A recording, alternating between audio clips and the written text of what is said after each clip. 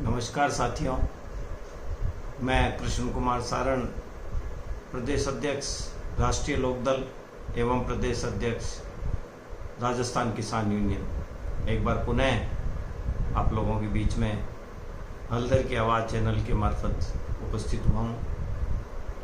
आज हमारा देश चारों तरफ संकट से जूझ रहा है, जिसमें कोविड-19 या कोरोना वायरस महामारी एक भयानक समस्या बनती जा रही है।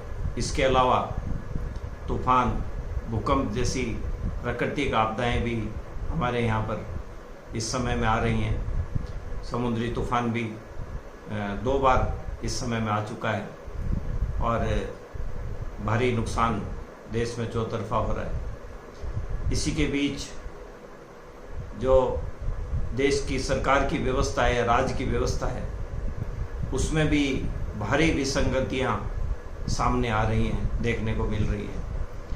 लोकतंत्र जिसके मायने सरकार ने बदलने शुरू कर दिए हैं, शायद हम सब से कोई भूल हुई है जनप्रतिनिधि, हमारे प्रतिनिधि चुनने में, और उस भूल का ही खामियाजा हम सब लोग भुगत रहे हैं।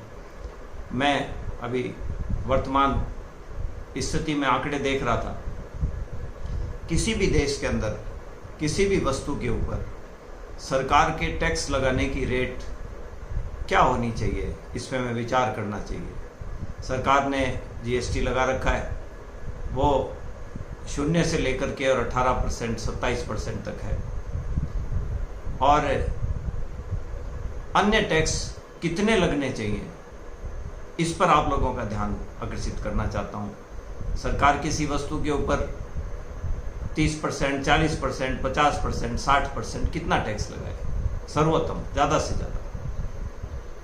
मैंने जब आंकड़े देखे तो मेरे समझ नहीं आ रही कि देश को किस तरह से लूटा जा रहा है। दुनिया में तेल के पैसे सबसे कम हो गए। अमेरिका में तो नकारात्मक तेल की कीमत चली गई थी। नकारात्मक कीमत का मतलब है आप तेल ले जाओ और ले जाने के पैसे भी हमसे ले जाओ, तेल के पैसे नहीं चाहिए। वो नकारात्मक तेल की प्राइस थी, और निम्नतम स्तर पर तेल की प्राइस है दुनिया में आज भी। उसके बावजूद भी पिछले 5 दिन से डीजल और पेट्रोल पर रोज थोड़े थोड़े पैसे बढ़ा करके करीब ₹3 के करीब, ₹3 से कुछ कम पेट्रोल और डीजल पर बढ़ा दिए गए हैं। और आप लोगों को आश्चर्य होगा कि ये जो टैक्स की कीमत है, इसके ऊपर जो मूल प्राइस पेट्रोल की है वो ₹18 है, बेस प्राइस जिसको कहते हैं। उसके ऊपर सरकार 275% टैक्स वसूल रही है। कितना? 275%। ये कोई टैक्स की रेट है या लूट की रेट है? यानी ₹18 के बेसिक प्राइस के पेट्रोल पर सरकार ₹50 केंद्र सरकार ले रही है टैक्स के रूप में, राज्य सरकार अलग से ले रही है, और उसके बाद डीलर का जो कमीशन और ट्रांसपोर्टेशन के खर्चे हैं उनको जोड़ करके आज हमारा पेट्रोल ₹75-76 लीटर बिक रहा है, और सब चुप हैं। विपक्ष की भूमिका में सबसे बड़े दल, प्रमुख विपक्षी दलों में जैसे चुप्पी साध रखी है इस तेल की कीमत पर।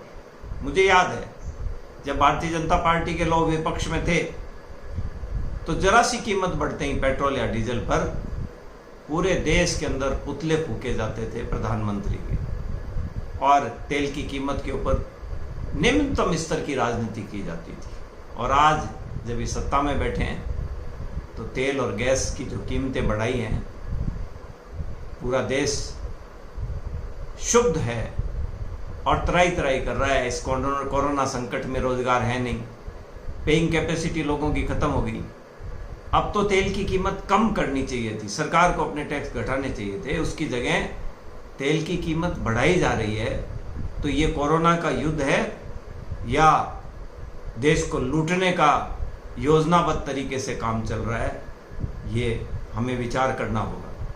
जब तक हम सवाल नहीं पूछेंगे सत्ता में बैठे हुए लोगों से, जब तक हम सत्ताधीशों के खिलाफ खड़े नहीं होंगे लामबंद होकर के। संविधान विपरीत कोई भी फैसले होते हैं, देश के विपरीत, समाज के विपरीत कोई भी फैसले होते हैं, उसका जब तक हम विरोध नहीं करेंगे तब तक एक स्वस्थ लोकतंत्र स्थापित नहीं हो सकता। हमें पार्टियों के प्रति कट्टरता को, पार्टियों के प्रति हमारी लॉयल्टी को छोड़ करके देशभक्ति की तरफ बढ़ना होगा। यही एकमात्र रास्ता है। याद करो हमारे स्वतंत्रता सेनानियों, उन्होंने अपना सब कुछ त्याग करके सिर्फ देश को अपना आदर्श रखा और देश के लिए ही लड़े। और आज हम विभिन्न नेताओं और पार्टियों के लिए बहस कर रहे हैं, एक दूसरे को गाली गलौज कर रहे हैं, एक दूसरे के खिलाफ अभद्र टिप्पणियां कर रहे हैं। इसमें देशभक्ति कहाँ लुप्त हो गई, इस पे हमें विचार करने की ज़रूरत है।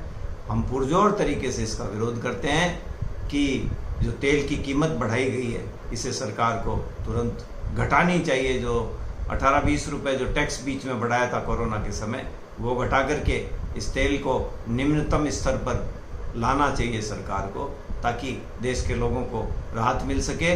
तेल बढ़ने से सब चीज़ें महंगी हो जाती हैं, ट्रांसपोर्ट महंगा हो जाता है, किसान की खेती महंगी हो जाती है, कारखानों का सारा सिस्टम महंगा हो जाता है, और लोगों का ट्रांसपोर्टेशन इधर उधर जाना सारा महंगा हो जाता है। रोज़ की जो दिनचर्या के खर्चे हैं वो तेल की वजह से बढ़ जाते हैं। इस पे सरकार को इस गंभीर संकट के समय में ध्यान देना चाहिए। धन्यवाद। जय हिंद।